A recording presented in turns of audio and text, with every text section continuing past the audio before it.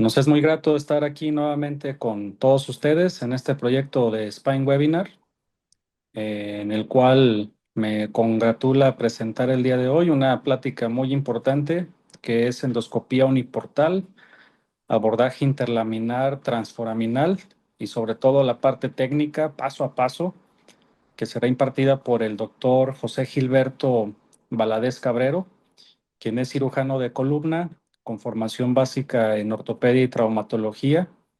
El doctor José Gilberto, actualmente de la ciudad de Monterrey, en el estado de Nuevo León. Él tiene principalmente su práctica privada en el Hospital Ángeles y en el Hospital Cristus Muguerza también, de Monterrey. Ah, Tiene la especialidad de traumatología y ortopedia por el Hospital Central Sur de Alta Especialidad, avalado por supuesto por la UNAM, y el fellowship, el de adiestramiento de cirugía de columna y cirugía de columna mínimamente invasiva en el Centro Médico ABC Santa Fe en la Ciudad de México, así como también diversos cursos y formaciones, estancias académicas en Alemania, eh, y también forma parte de Auspein Fellowship. Pues bienvenido a todos y adelante, doctor José Gilberto. Muchas gracias. Muchas gracias, doctor Andrade. Y antes de comenzar, pues quiero agradecer a todo el comité de Spine Webinar, al doctor Sosa, amigo, que me invitaste a dar esta plática con todo gusto. Y pues vamos a comenzar. Estamos en el módulo de mínima invasión. El día de hoy vamos a hablar sobre endoscopía uniportal, el abordaje interlaminar, el transforaminal y la técnica paso a paso. Puse estas imágenes porque son donde hago mi vida, mi práctica privada actualmente en el Hospital Ángeles Valle Oriente y Muguerza Cumbres. Un poquito sobre mí, tuve la oportunidad de hacer el fellowship en endoscopía uniportal por parte de Richard Wolf. Este fue en Alemania, exactamente en Herne y Nittingen, con el profesor Rutten. Como pueden ver ahí también está el profesor Sipe y grandes doctores a nivel internacional, donde en este fellowship era principalmente acudir con el doctor, ver las cirugías que ellos hacían, que exactamente hacen entre 10 y 12 por día, y mucho cadáver lab donde hacíamos tanto abordaje interlaminar, transforaminal, columna lumbar, columna torácica, columna cervical, muy completo, donde salí muy contento de este fellowship. Posteriormente, y de hecho voy regresando, la semana pasada estuve en Sao Paulo, Brasil. Este fellowship es en el Hospital Albert Einstein, es por parte de Auspein, que también incluso tiene profesores que son de Richard Wolf, como podemos ver ahí, el doctor Sugino. Hacíamos mucho entrenamiento, esto era en porcinos y a nivel hospitalario, pues este es el doctor Mayer. Pues ahí ya voy más enfocado en ver, además de la técnica, ahora sí que tips and tricks muy específicos sobre la cirugía endoscópica uniportal. Desde cómo acomodaban a su paciente, el setup que usaban y ya puntos muy exactos sobre la patología de la columna y el abordaje endoscópico uniportal. Y esto es lo que hago actualmente. Estoy como instructor en la Ciudad de México. Doy los cursos de Rivo Spine para endoscopía uniportal en México y tendremos uno en diciembre. Voy a dar curso en Madrid, España, para los que tengan oportunidad de ir. Ya estamos dando esos cursos. Esos sí son con Cadaver Lab. Y pues bueno, me gustaría iniciar con este artículo sobre la endoscopía espinal, la evidencia y técnicas. Y me gusta esta frase para iniciar. La cirugía endoscópica de columna no es un procedimiento específico. Es una plataforma que facilita la visualización óptima con la máxima preservación del tejido sano. Se considera una técnica mínimamente invasiva y los posibles beneficios de esta son el menor traumatismo muscular, menor pérdida de sangre, menos dolor postoperatorio, una movilización más temprana y una recuperación laboral más rápida del paciente. Como podemos ver, tenemos el full endoscópico uniportal, que es el que vamos a hablar en esta noche. Tenemos ya la cirugía biportal endoscópica, que hablamos en clases pasadas, y el apoyo de la microendoscopía, que es el sistema tubular con el apoyo endoscópico.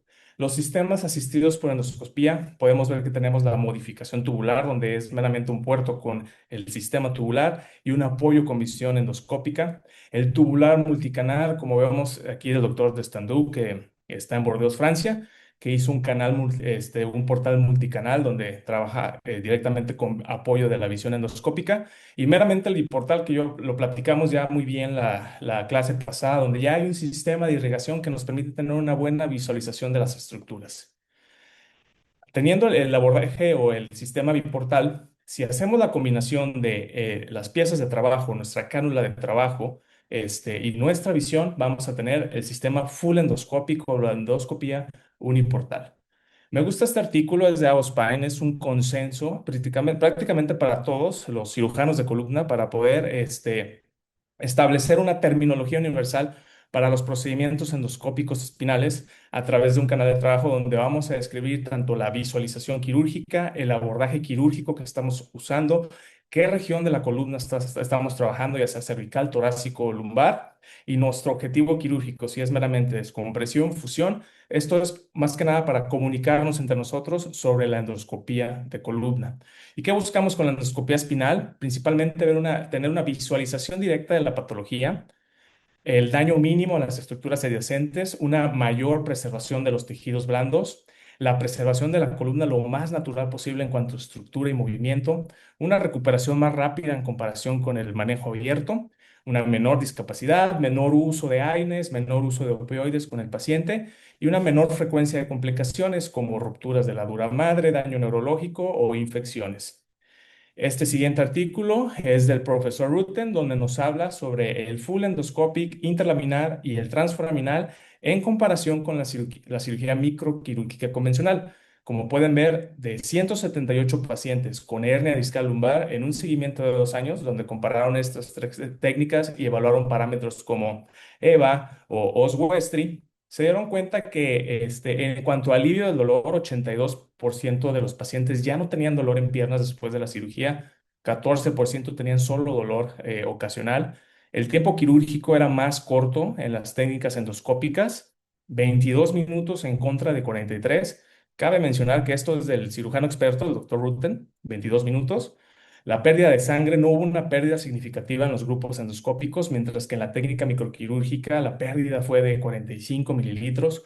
Complicaciones fueron menores en las técnicas endoscópicas, con menos riesgo de lesión nerviosa, menos dolor posoperatorio. Y vean aquí, la rehabilitación fue más rápida en pacientes operados con técnicas endoscópicas. La incapacidad laboral media fue de 25 contra 49, donde se realizó las técnicas microquirúrgicas. Ahora bien, entrando en materia, full endoscópico, cirugía endoscópica uniportal. ¿En dónde la podemos aplicar? Hernias de disco, todo tipo de hernias lumbares, desde L1 a S1, centrales, paracentrales, foraminales, extraforaminales, hernias discales torácicas con un abordaje interlaminar, foraminal, transtorácico, hernias discales cervicales con un abordaje anterior, posterior, estenosis espinal, ya sea estenosis central o una estenosis lateral, de receso lateral o foraminal.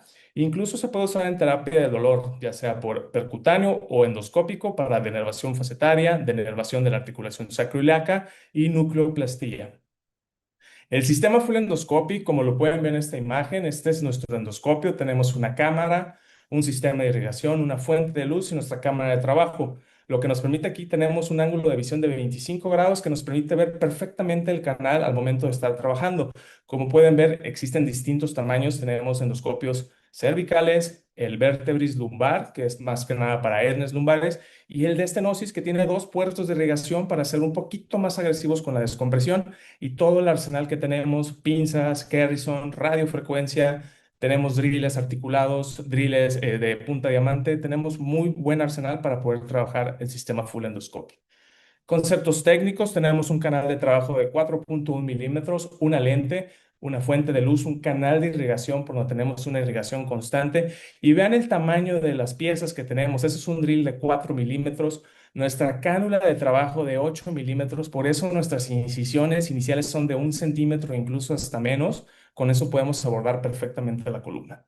Las indicaciones, ¿en qué casos son ideales para descompresión endoscópica lumbar? Todo tipo de descompresión lumbar. Como les dije, desde L1 a S1, centrales, paracentrales, foraminales, extraforaminales, de receso lateral o estenosis lateral o estenosis central. Los abordajes, principalmente tenemos el foraminal o la literatura lo menciona como transforaminal, pero aquí lo podemos ver como intra, extra o trans, dependiendo de dónde tengamos la patología del paciente, y meramente el abordaje posterior, que es el abordaje interlaminar. Y la ventana interlaminar, esto es lo que es muy importante que vean, cómo la ventana desde L5-S1 y vamos ascendiendo, esta va siendo más pequeña. Por eso la ventana L5-S1 es ideal para los primeros casos, porque es una ventana amplia y es lo que recomiendan para iniciar en los primeros casos. Y a nivel de foramen es al revés, los forámenes son más pequeños desde L5-S1 y van ascendiendo, van haciendo un poquito más amplio y por eso preferimos el abordaje foraminal. La selección de abordaje, esta es una selección personal, o sea, es una preferencia personal. Tenemos tanto el foraminal como el interlaminar y tenemos que hacer nuestras primeras consideraciones. El foraminal puede ser menos traumático, puede ser más rápido y más fácil, pero bueno, esto es en manos expertas. Al principio vamos a tardar porque la curva de aprendizaje así es. El foraminal puede tener restricciones al momento de los movimientos y siempre tenemos que hacer la pregunta. Nuestra cirugía puede ser técnicamente posible y segura con el abordaje foraminal. En caso de que no sea así, tenemos el abordaje interlaminar. Como podemos ver, la primera opción es la técnica foraminal, que es menos traumática, pero tenemos que ver si tenemos limitación del abordaje. Quizás la cresta ilíaca nos está molestando en ese momento, pero es posible. La localización de la raíz de salida, la localización de nuestra hernia, si tenemos osteofitos anteriores, estenosis central o de receso lateral, que no podemos manejarlo con un abordaje foraminal, podemos usar el interlaminar. El algoritmo de la relación lumbar, ¿cuál es nuestro criterio de abordaje? Por ejemplo, L5-S1, ver el nivel de nuestra cresta ilíaca. Como les digo, es posible que podamos hacer una oblicuidad, pero el ángulo de ataque es más difícil. Este, si tenemos un foramen estrecho, si tenemos presencia de osteofitos que no nos dejan entrar con el canal de trabajo, ahí hay que valorar el uso del abordaje interlaminar o el abordaje posterior. La localización de la raíz de salida. Siempre hay que hacernos esta pregunta. ¿El nervio se encuentra craneal al foramen? ¿El nervio se encuentra anterior o posterior a nivel del disco? Si esto es posible, podemos hacer foraminal, pero si la raíz se encuentra caudal al foramen para el acceso o la raíz se encuentra posterior, no usamos el abordaje foraminal por el riesgo de lesión de raíz. Por eso cambiamos al abordaje interlaminar. En este caso y en esta imagen me gusta porque si tenemos una hernia con una migración cefálica, existe un alto riesgo de que si queremos hacerlo foraminal, lastimemos la raíz de salida. Como pueden ver, en rojo el foraminal no es posible, mientras en el verde foraminal es posible. Preferiblemente los que están en el cuadro rojo, podemos usar el abordaje posterior, el abordaje interlaminar. Otro es el engrosamiento de las estructuras. Si tenemos osteofitos anteriores, engrosamiento del anillo, lo ideal es atacar a este paciente, manejarlo con un abordaje posterior, un abordaje interlaminar. En cuanto a la estenosis, si tenemos una estenosis central, lo ideal es el abordaje interlaminar. Si tenemos una estenosis de receso lateral, podemos llegar a hacer una buena descompresión foraminal, hacemos foraminal. En caso de que no podamos, hacemos el abordaje interlaminar. Las indicaciones en estenosis de receso lateral son limitadas. Lo ideal es abordar, como vemos en la imagen, lo más lateral posible. Si tenemos una descompresión difícil, presencia de estofitos, compresión del ligamento flavum, el abordaje posterior siempre es la mejor opción para este tipo de patologías. En el abordaje foraminal, vean la imagen del endoscopio. Yo siempre les digo, imagínense que esto es un reloj. ¿Qué estamos viendo a las 12? ¿Qué vemos a las 3? ¿Qué vemos a las 6? ¿Qué vemos a las 9? Estamos observando las neuroestructuras pues por debajo de ellas y estamos viendo de anterior a posterior. La vista de 25 grados nos permite ver perfectamente todo el espacio. ¿Ok? Y siempre hay que verificar los criterios de acceso, el tamaño del foramen, la ubicación de la raíz. Si vemos que no es posible con foraminal, vamos a hacer interlaminar. En el abordaje foraminal hay que ver nuestro ángulo de trabajo. Podemos hacer posterolateral si queremos ir directamente a patología intradiscal. Por ejemplo, si queremos hacer un lavado en una espondilodicitis, posterolateral está bastante bien, pero las estructuras no nos van a poder movilizarnos tantos, entonces vamos a hacerlo lateral. El lateral, lo que nos dice la filosofía de Ribospine, es marcar dos puntos. Una línea verde que va a ser nuestra punta de la apófisis espinosa y una línea roja que va a ser el aspecto posterior de la faceta. Esas dos líneas van a ser nuestros ángulos de ataque. El abordaje posterolateral debe de medirse en un punto de entrada desde la línea media con un ángulo de 45 grados para llegar a patología intradiscal. Y si queremos ver más patología epidural, nuestro ángulo de ataque es lateral a 25 grados para poder manejar la patología que está a nivel de canal.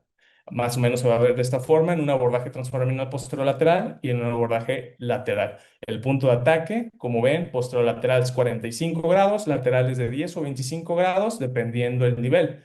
Hay que definir.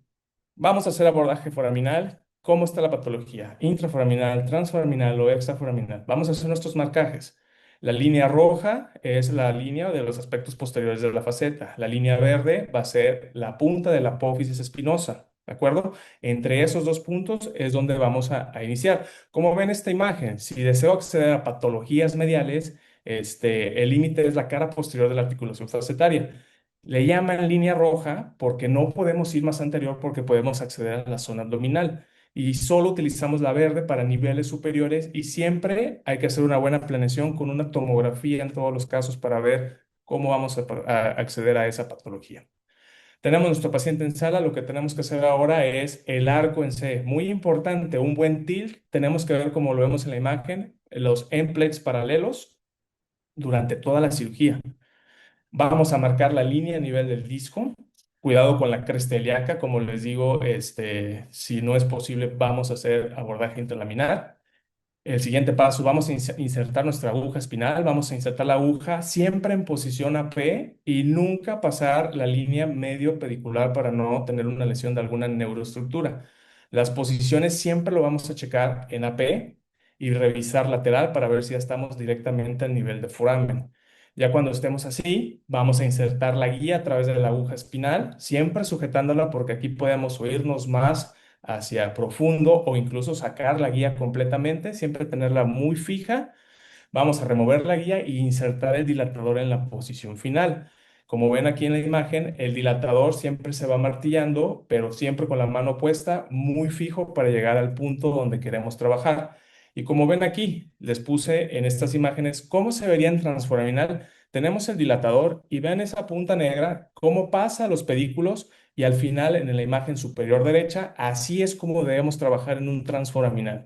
Si la patología es intraforaminal, la punta negra tiene que estar en medio de ambos pedículos para que, como ven en la última imagen, así es como se debería de ver en un abordaje intraforaminal. Y el extraforaminal es donde tiene una técnica un poco más compleja porque estamos prácticamente flotando para la patología extraforaminal o far lateral. Ese sí es un grado más complejo para manejar ese tipo de patologías. El paso número 7 es insertar la cánula de trabajo. Vean cómo tiene un aditamento, la punta y la visión o la apertura está hacia abajo.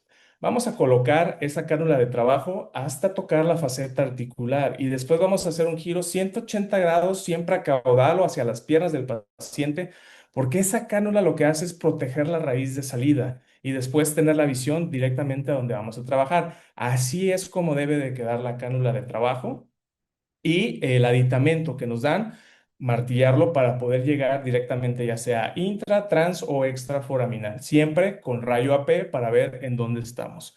Y esta es la orientación que quiero que vean. Así debe de quedar nuestro endoscopio.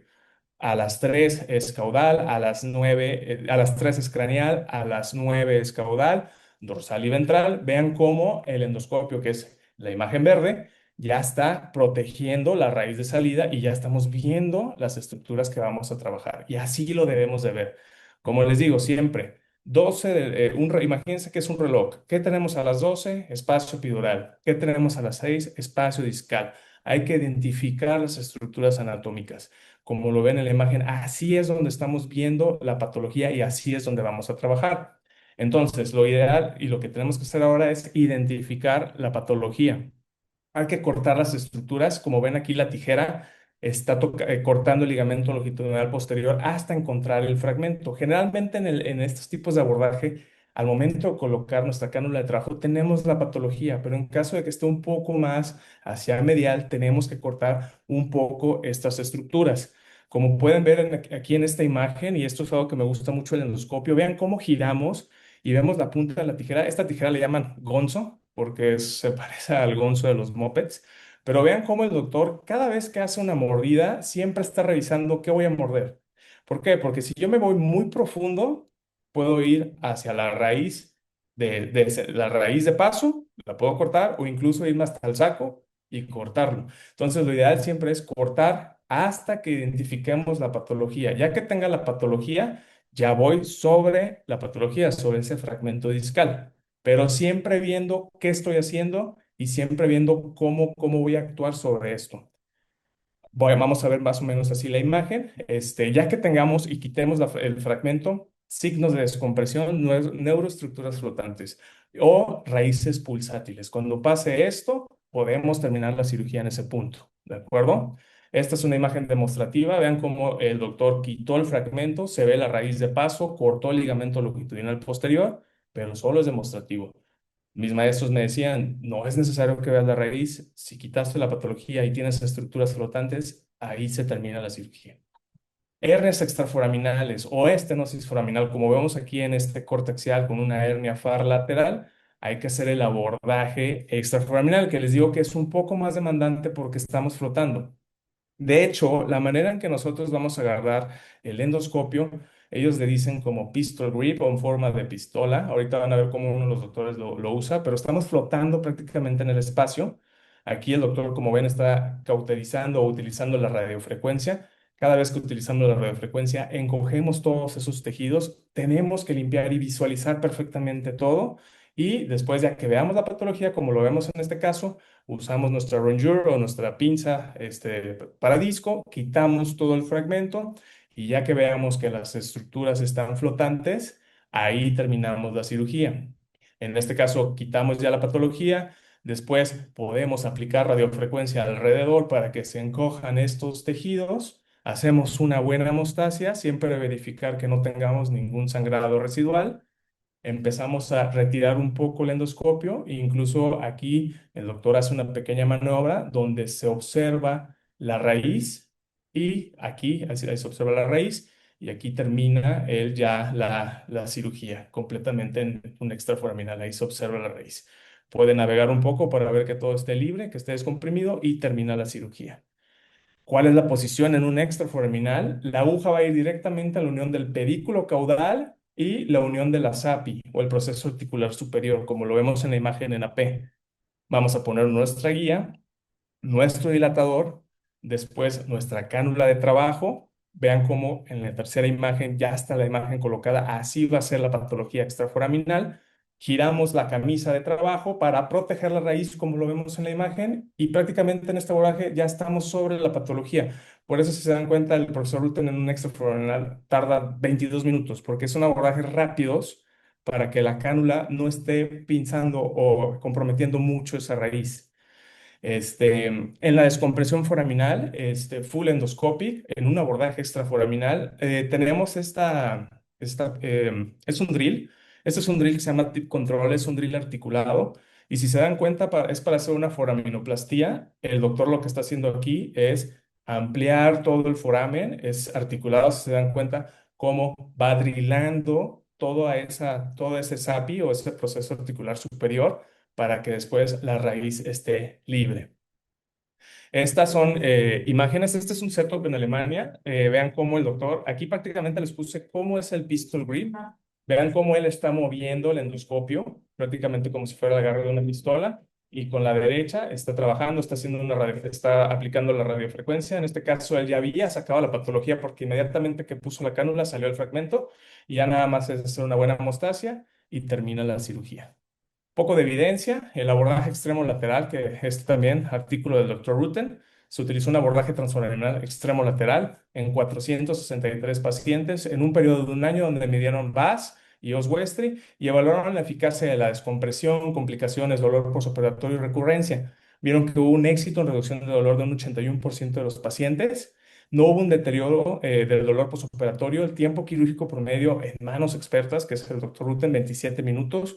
Complicaciones, no se reportaron complicaciones mayores ni cicatrices epidurales y la movilización posible a pocas horas después de la cirugía. Incluso algo que hacen mucho allá en Alemania es ese mismo día los mandan a casa por el volumen que es tan alto de pacientes.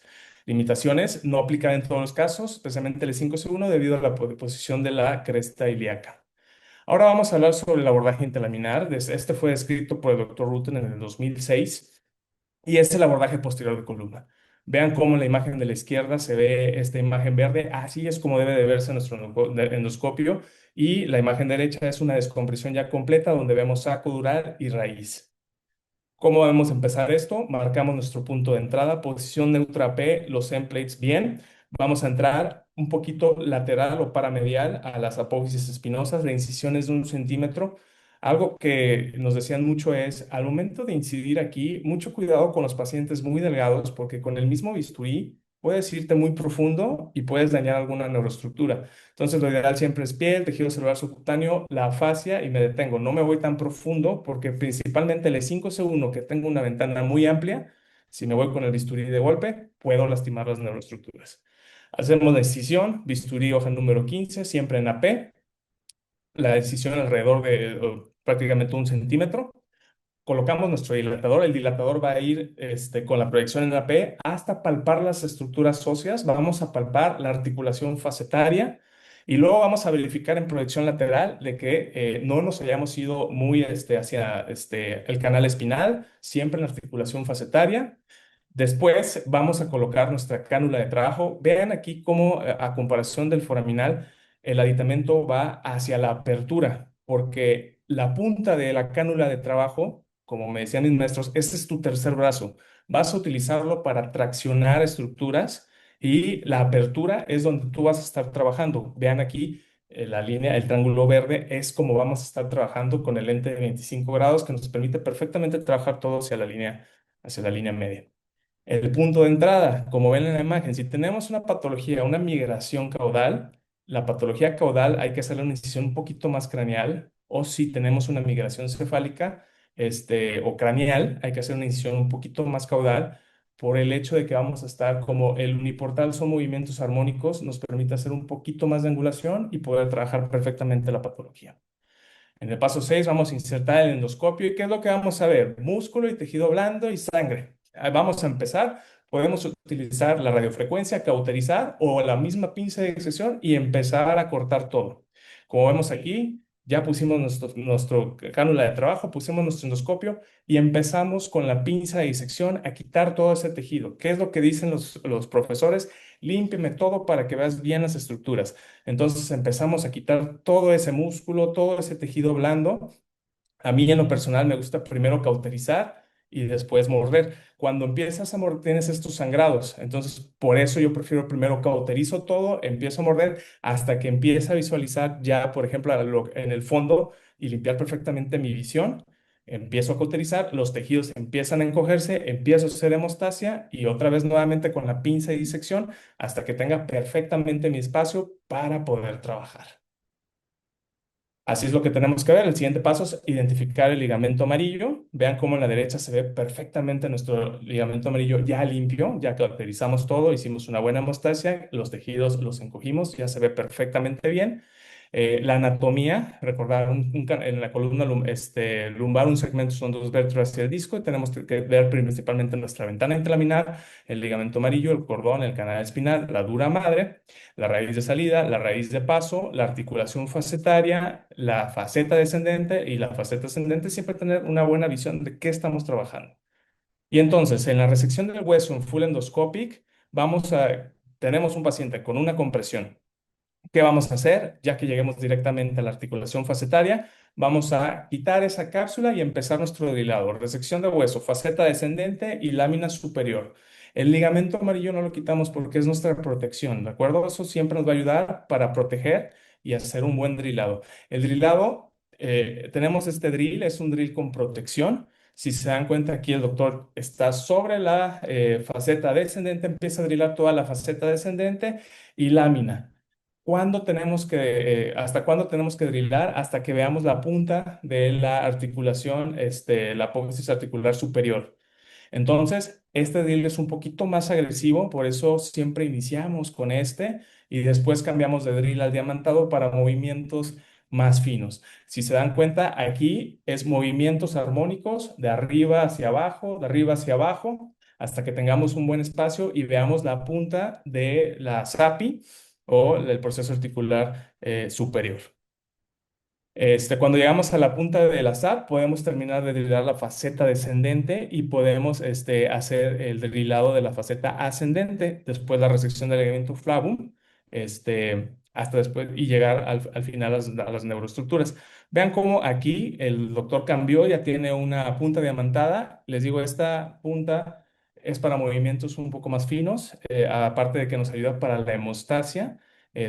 Quitamos toda la faceta descendente y, y la lámina. Lo ideal aquí es que tengamos una buena ventana para que nuestra cánula de trabajo pueda entrar y empecemos a trabajar y a quitar la patología. Después tenemos que hacer la apertura del ligamento amarillo, el ligamento flavum. Vean cómo empieza el doctor. Siempre va a ser de medial a lateral. De lateral a medial tenemos más riesgo de que la mordida de la tijera llegue a lastimar el saco dural.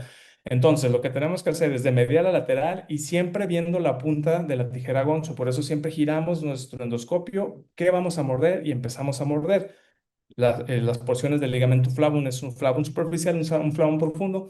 Vean cómo cuando llegamos al flavum profundo empieza a cambiar el color, se ve un poquito más rosadito.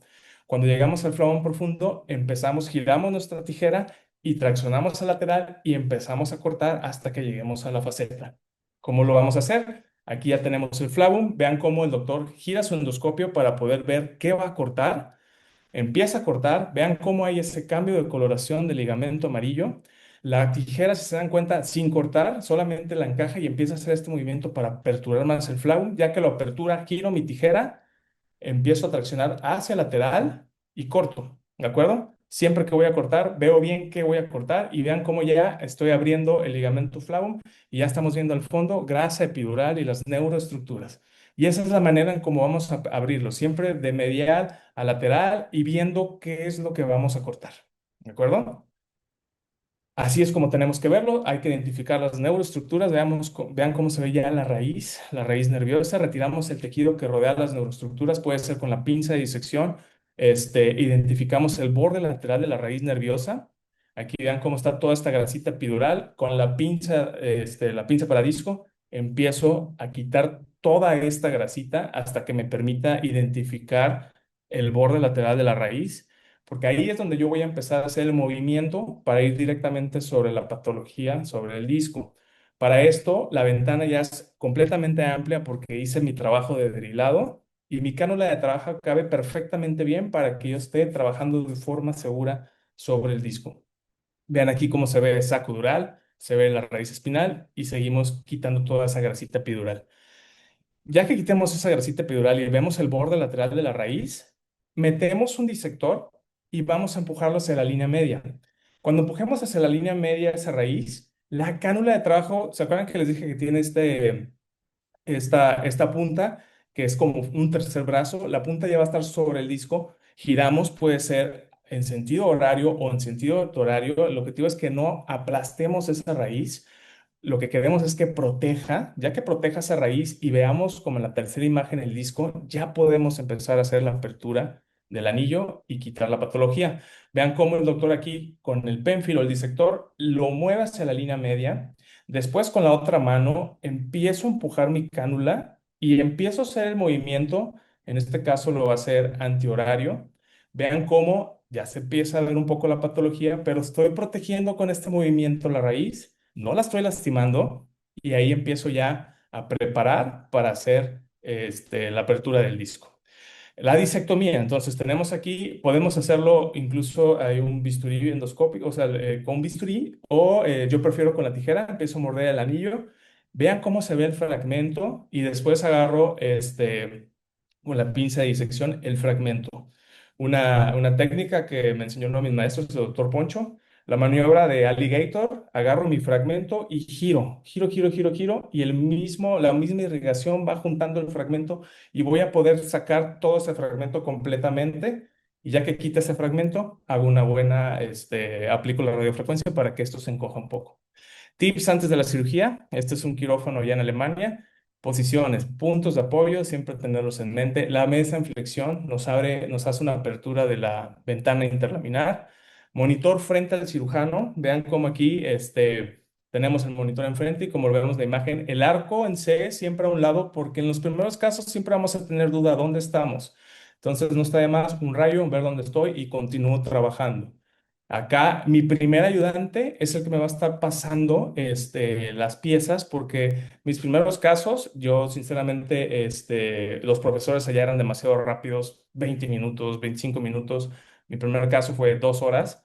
Terminas fatigado. Siempre hay que tener una buena ergonomía. Los hombros tienen que estar en una posición que estén relajados porque no podemos estar así todo el tiempo, nos vamos a cansar y después de tanta fatiga ya no vamos a estar haciendo bien el trabajo. Entonces, este es un buen setup. Si quieren tomar una foto, así es como empezamos nosotros y preparamos todo en la sala de endoscopía. Esto es, quiero que vean cómo es doctora, se llama Lian, es de Egipto.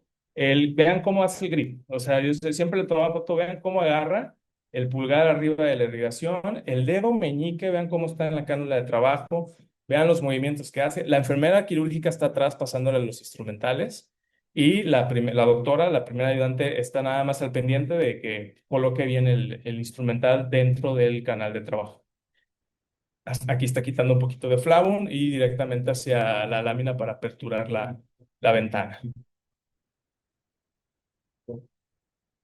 Y bueno, traje casos clínicos. Este es un caso mío, masculino de 21 años de edad, niega crónico degenerativos. Y este paciente, al estar haciendo ejercicio, peso muerto, que es algo muy común que tenemos en la consulta, presenta dolor lumbar, el cual fue aumentando de intensidad, imposibilizar para agacharse, además de un dolor irradiado al miembro pélvico izquierdo. Esto es algo que hacemos mucho en nuestro grupo. Los FERUS revisan al paciente, vean cómo por miotomos L4 y L5 con un déficit 4 de 5, un VAS back de 3 y un VAS leg de 7. Le pedimos estudios y vean cómo se observa aquí la protrusión más a nivel paracentral izquierdo. Me voy un poquito más rápido. Este artículo lo utilizamos más que nada para decidir el abordaje que vamos a hacer. Clasificamos según este algoritmo y aquí lo que decidimos fue un abordaje interlaminar izquierdo. ¿Cómo lo clasificamos? Lumboradiculopatía izquierda, secundaria una protrusión discal paracentral izquierda, L4, L5 y el manejo fue una disectomía endoscópica por abordaje interlaminar L4, L5 izquierdo.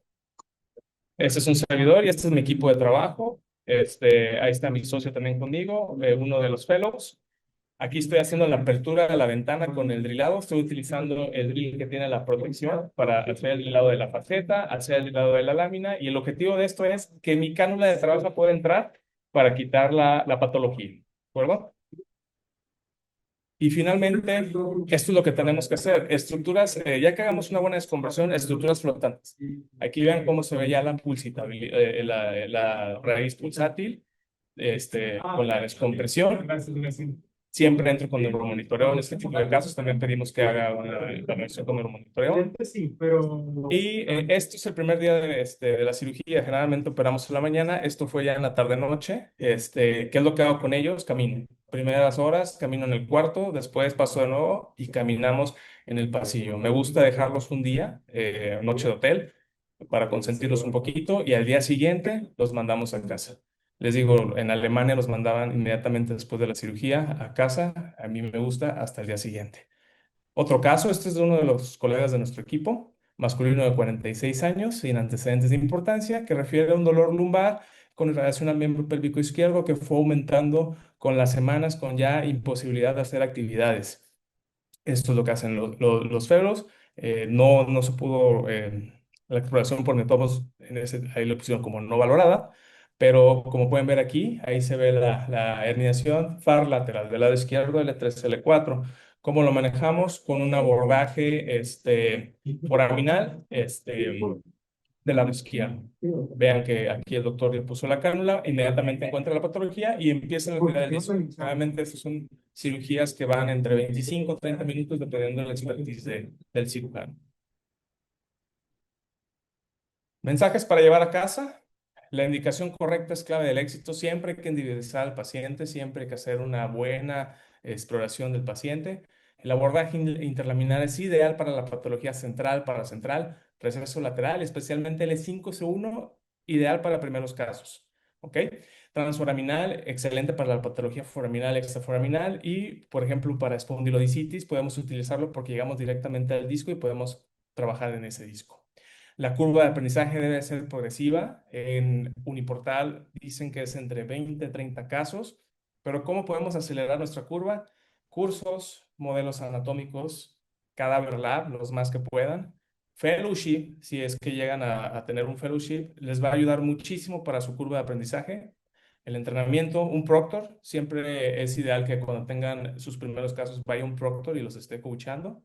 Y la selección del caso nos va a dar una cirugía segura endoscópica. Y el mejor abordaje es el que ofrece la ruta más segura y directa hacia la patología. Este es mi equipo de trabajo. Somos Spine Expert Monterrey. Estamos en Monterrey, Nuevo León.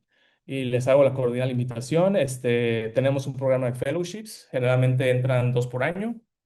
Tenemos rotantes. Actualmente tenemos 5 rotantes de de muchos hospitales. Vemos muchas técnicas de mínima invasión y, por supuesto, endoscopía uniportal. Estamos también haciendo ya biportal, pero es un fellowship muy completo. Les hago la invitación y muchísimas gracias.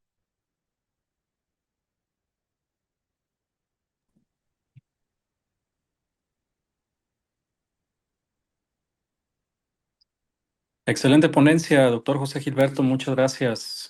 Muy práctica, con el paso a paso y recuerdo tus recomendaciones con tu experiencia. Quisiera abrir antes que nada el panel para los que nos acompañan este día. Si hay alguna pregunta o de igual forma la pueden escribir en el chat.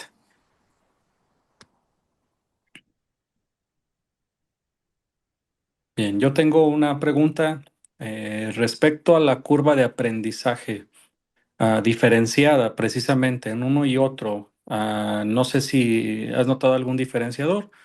Y a mí me da la impresión la curva de aprendizaje, pues probablemente más sencilla, abordaje interlaminar, que es a lo mejor lo que uno está más familiarizado con la parte de anatómica y demás, el hecho de no perderte en los primeros casos y demás, a diferencia probablemente de la transforaminal, ¿no?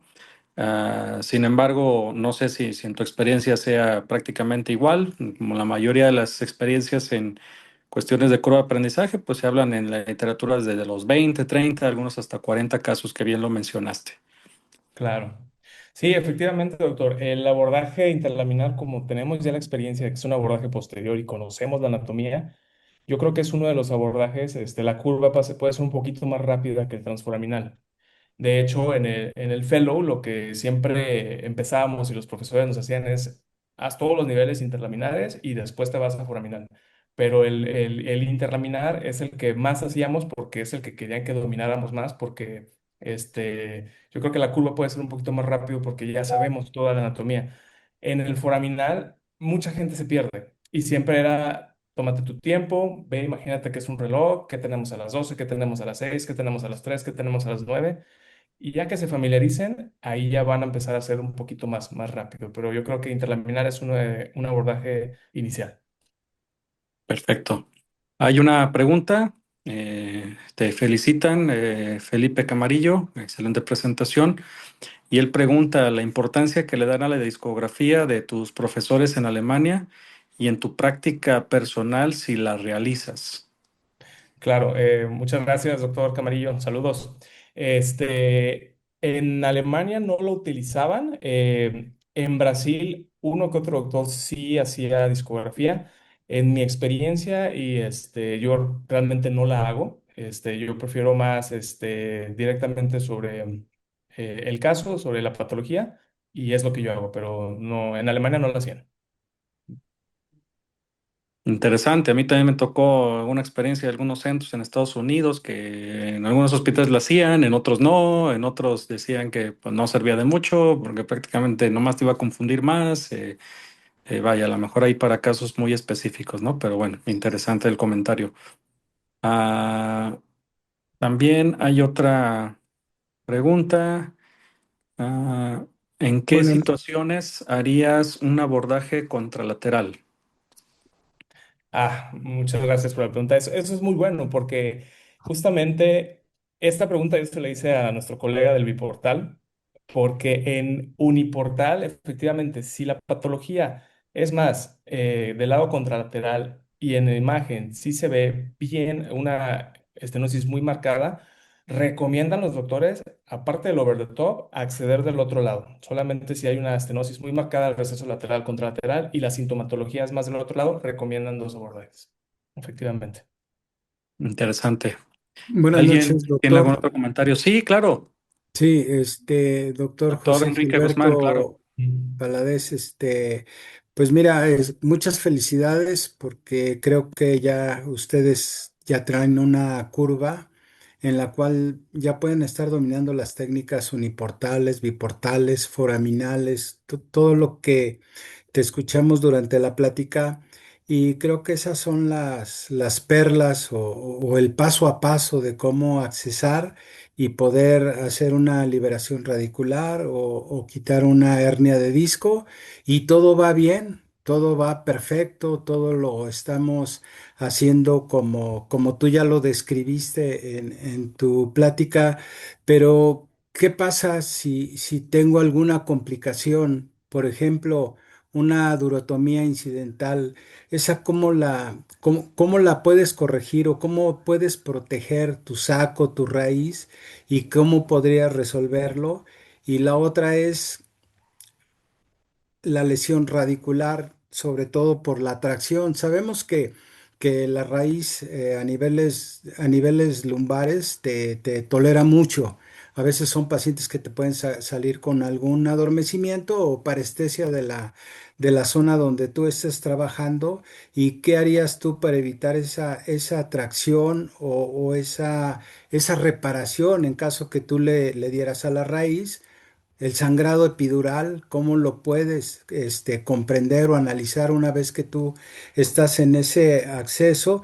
Y sobre todo la otra, la extravasación de líquidos, ¿cómo te das cuenta o cómo vigilas tú la irrigación y que no se está extravasando y tienes una entrada o una salida de líquidos para determinar si no tienes por ahí algún síndrome de hipertensión intracanal o que este líquido se vaya a otras cavidades y que tú de todo lo que estabas haciendo y el éxito que tú has tenido, pues te puedes encontrar y digas, cómo nos puedes recomendar todas esas observaciones que nosotros te estamos, comentando y poder igual, ¿no? Salir de ahí, de ese hoyo, salir de ese bache y terminar la cirugía si la consideras seguir teniéndola de manera endoscópica o bien puedes revertirla y hacerla abierta. No sé si estos casos se han presentado con el equipo que tú manejas o es puro éxito todo, Gilberto Valadez.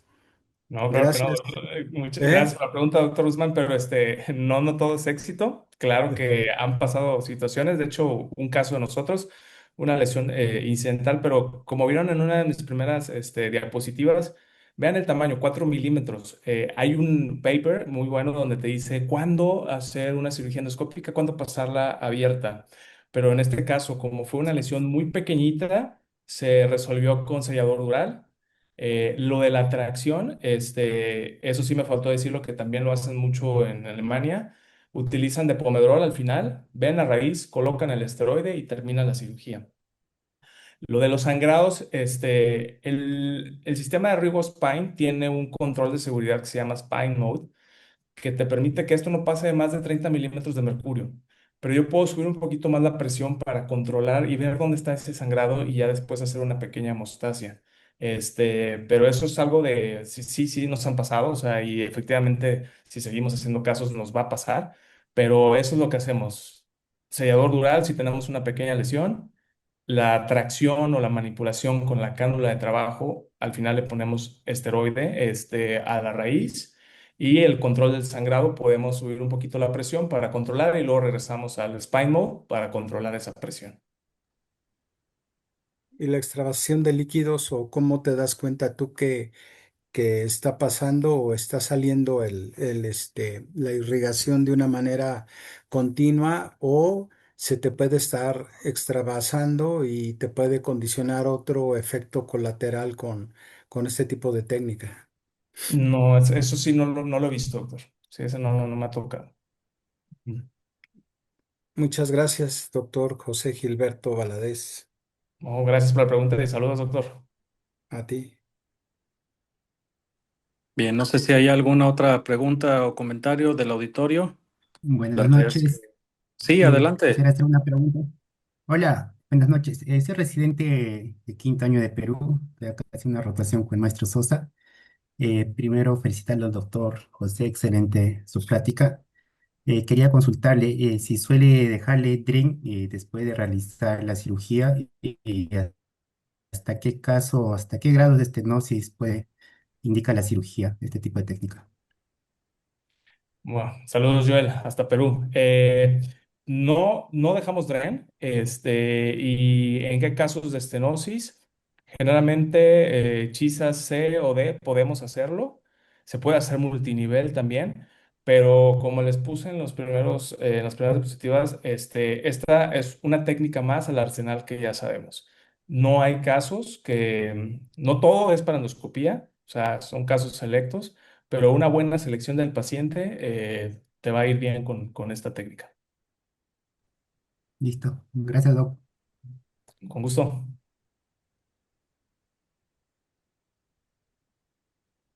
Bien, no sé si hay alguna otra pregunta o comentario. Si no, la verdad es que unirme a la felicitación. Muy didáctica tu ponencia. Creo que gustó mucho. El doctor Y Sosa le quiere hacer una pregunta. adelante. Perdón. Qué tal, Doc? ¿Cómo están? Pues Hola, fíjate hola. que esa pregunta es como que siempre muy socorrida, ¿no? Porque como que les da mucho miedo, no sé, lo de las lesiones durales, digo, tiene que darnos siempre tener en el cerebro que no vaya a dar. Platicábamos la vez pasada, para los que no estuvieron, que es bien importante, hay una clasificación para las lesiones durales por endoscopía. Generalmente, como decía Gilberto, realmente menos de 4 milímetros, la opción es no suturar, es poner como si tienes fibrina, si tienes algún otro sustituto, para no decir nombres, puedes utilizarlo, incluso si no con grasa y gel Fuan, y es más que suficiente, o un pedazo de músculo. Generalmente, menos de 4 milímetros sería extremadamente raro que te hiciera una fístula. De 4 a 10, algunos ya optan totalmente por poner su grasa y poner el sustituto de fibrina. Esa es como que la situación o el duragen. Cuando son de 10 milímetros o mayores, ahí sí se opta por dar un punto y generalmente pues se puede hacer la reparación. A lo mejor sí un poquito más difícil aun con el uniportal por el, no sé, eh, por el de estenosis, no sé si se pudiera, Gilberto, pero sí se puede, o sea, hacer una sutura y si definitivamente no puedes, pues tienes que convertirlo a un tubular microquirúrgico y lo puedes realizar, pero generalmente esa es como la clasificación para ver, pero no tenerles miedo. Fíjate que para mí es bien interesante cómo meten la gonzo, porque como que a mí pues como no tengo experiencia bueno, ni portal me da pues ni hasta cierto punto pues respeto, ¿no? Meterla, pero se me hace muy interesante cómo lo hacen. Generalmente en la otra técnica lo hacemos cuando se despega con la cuchara, lo vamos despegando y generalmente traemos, pero muy interesante la ponencia, Gilberto, te agradezco mucho y aprendimos mucho el día de hoy. Gracias. No, gracias, doctor, por la invitación. Saludos.